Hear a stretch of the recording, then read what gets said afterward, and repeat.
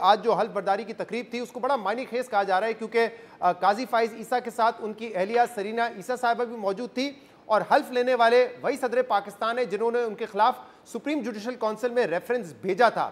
آپ کیسا دیکھتے ہیں آج کی جو حلف برداری تقریب تھی اور آگے کیا کیا چیلنجز اب قاضی فائز عیسیٰ صاحب کے سامنے ہیں؟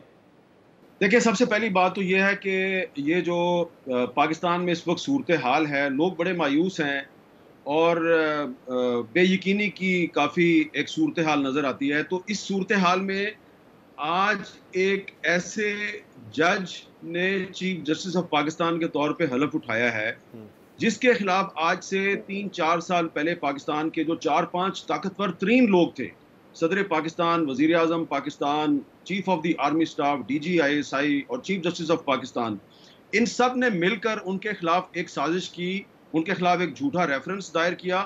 اور ابتدا میں ان کے ساتھ کوئی کھڑا نہیں ہو رہا تھا.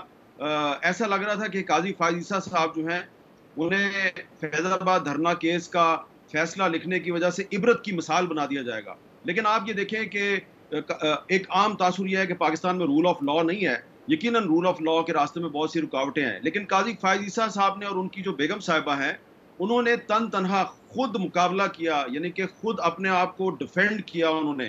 اور پھر جب جسٹس عمر عطا بندیال صاحب کا جو بینچ تھا، 10 ممبر کا بینچ تھا، تو اس بینچ کے سامنے بھی قاضی صاحب اور ان کی بیگم صاحبہ جو ہیں وہ اپنے آپ کو خود ہی ڈیفینڈ کر رہے تھے. اور مجھے آج تک یاد ہے، میں اس وقت سپریم کورٹ میں موجود تھا جب قاضی فائز عیسیٰ صاحب نے یہ فریاد کی تھی کہ میرا گھر کا ٹیلی فون ٹیپ ہوتا ہے اور میرے ٹیلی فون ٹیپ کروانے بند کروائے جائیں. اور اس وقت یہ تمام ججز جو ہیں، یہ جو آج کل بڑے آئین اور قانون کی بالادستی کے لمبردار ہیں، یہ سارے خاموش رہے تھے. تو میں سمجھتا ہوں کہ اس صورتحال میں وہ صدر جس نے قاضی فائز عیسیٰ کے خلاف ایک جھوٹا ریفرنس دائر کیا، آج اسی صدر نے قاضی فائز عیسیٰ سے چیف جسٹس آف پاکستان کا حلف اٹھایا.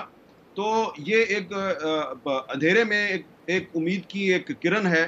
لیکن اس کے ساتھ ہی ساتھ میں سمجھتا ہوں کہ قاضی فائز عیسیٰ صاحب کے سامنے بہت سے چیلنجز ہیں.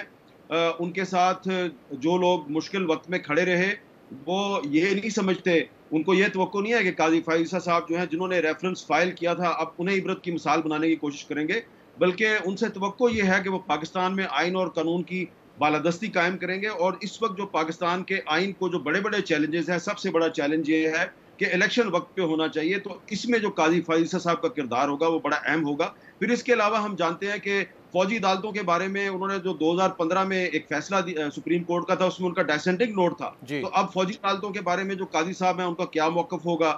بہت سے ایسے کیسز ہیں، مسنگ پرسنز کے کیس ہیں جس میں قاضی فائز عیسیٰ صاحب جو ہیں انہوں نے جو سیکیورٹی ایجنسیز ہیں انہیں کہا کہ آپ اس میں قانون جو ہے اس کی خلاف ورزی نہ کریں. تو اب بہت سے لوگ پاکستان میں لاپتہ ہیں، ان میں 2 صحافی بھی ہیں. مدثر نارو جن کا تعلق لاہور سے ہے 2018 سے غائب ہیں. عمران ریاض جن کا تعلق لاہور سے ہے وہ پچھلے 3-4 مہینے سے غائب ہیں. دیکھتے ہیں کہ قاضی فائز عیسیٰ صاحب ان کو بازیاب کرانے کی کوشش کرتے ہیں یا نہیں کرتے. یہ آپ نے درست کہا، ایک بہت ہی مشکل ٹائم تھا اور ایک مثالی اور ایک مشکل لڑائی انہوں نے لڑی، کیونکہ اس وقت تو ایسا لگ رہا تھا کہ پوری ریاست ان کے ساتھ کھڑی ہوئی ہے، ان کے خلاف کھڑی ہوئی ہے.